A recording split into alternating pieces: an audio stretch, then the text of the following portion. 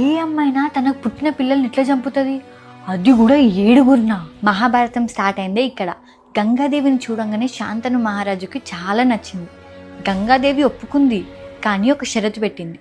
నాకు నచ్చింది నేను చేస్తా, నువ్వు ఎప్పుడైనా నన్ను క్వశ్చన్ చేసినావు అంటే అదే మూమెంట్లో నిన్ను వదిలిపెట్టేసి వెళ్ళిపోతా అని చెప్పి శాంతను మహారాజు దానికి ఒప్పుకొని పెళ్లి చేసుకుంది. పెళ్లి అయిన తర్వాత వాళ్ళిద్దరికి ఫస్ట్ కొడుకు పుట్టిన తర్వాత ఆ కొడుకుని తీసుకొని గంగమ్మ డైరెక్ట్ గా వాటర్ లో ముంచేస్తుంది. శాంతను రాజుకి అర్థం కాలేదు, కానీ క్వశ్చన్ చేయలేదు, ఎందుకంటే గంగమ్మ పెళ్లికి ముందే ఆల్రెడీ షరతు పెట్టింది కాబట్టి. అట్లనే ఇంకో 6 పుట్టిన తర్వాత కూడా సేమ్ అదే సిచ్యువేషన్. గంగమ్మ తీసుకెళ్లి అందరినీ వాటర్ లో ముంచేసింది. 8th టైం కూడా అట్లనే చేయనికపోతుంటే శాంతను మహారాజు ఆపి ఎందుకు అలా చేస్తున్నావు అని చెప్పేసి రీజన్ అడిగింది. ఇమీడియట్ గా గంగాదేవి అదే షరతు పెట్టింది కదా ఆల్రెడీ, ఏమైనా క్వశ్చన్ చేస్తే నేను వెళ్ళిపోతా అని చెప్పేసి గంగాదేవి అక్కడ నుంచి 8th కొడుకుని తీసుకొని వెళ్ళిపోతాడు. ఈ 8th కొడుకే ముందు ముందు భీష్ముడు అవుతాడు.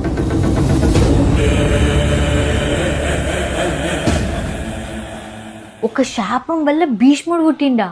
ఏం మాట్లాడుతున్నావు? మహాభారతం ప్రకారం 8 వసువులు ఉన్నారు. వాళ్ళని celestial being or elemental gods అని అంటారు. ఈ 8 వసువులు ఒకసారి వాళ్ళ భార్యలతోని భూమి మీదకి ఒక చిన్న ట్రిప్ కోసం వచ్చారు. అప్పుడే వాళ్ళు ఋషి వశిష్ఠుని ఆవు నందిని చూసిరు. దాన్ని ఎట్లయినా సరే దొంగతనం చేయాలి అని చెప్పేసి ప్లాన్ వేసి ఈ వసువుల్లో ఒకరు దువ. అయిన ప్లాన్ ప్రకారం అందరూ కలిసి నందిని ఎలా దొంగతనం చేయాలి అని చెప్పేసి ప్లాన్ చేసుకున్నారు. వశిష్ఠునికి ఇదంతా తెలవంగానే వాసువులకు ఈ శాపం ఇచ్చిండు, వీళ్ళు మనుషుల్లాగా పుట్టి మనుషుల్లాగా కష్టపడాలి అని. వసువులు చాలా రిక్వెస్ట్ చేసిరు. అప్పుడు ఋషి వశిష్ఠుడు ఏం చేసిండు, 7గురికి 1 year వరకు మనుషులకు ఉండే కష్టాలన్నీ ఉంటాయి అని చెప్పేసి చెప్పిండు. కానీ ఒకరికి, అదే మెయిన్ ప్లాన్ చేసింది దువ్వకి మాత్రం చాలా పెద్ద శిక్ష వేసిండు. భూమి మీద నువ్వు ఎన్నో సంవత్సరాలు బతికి ఉంటావు, ఉన్నంత వరకు నీకు పెళ్లి అవ్వదు అని చెప్పేసి శాపం ఇచ్చిండు. అందుకే గంగాదేవి ఈ 8 మంది వాసువులకు శాప విముక్తి చేయడానికి వాటర్ లో ముంచి చంపేయడానికి చూసింది. అందులో 7గురిని మాత్రం గంగాదేవి శాప విముక్తి చేయగలిగింది, కానీ ఒకరు మాత్రం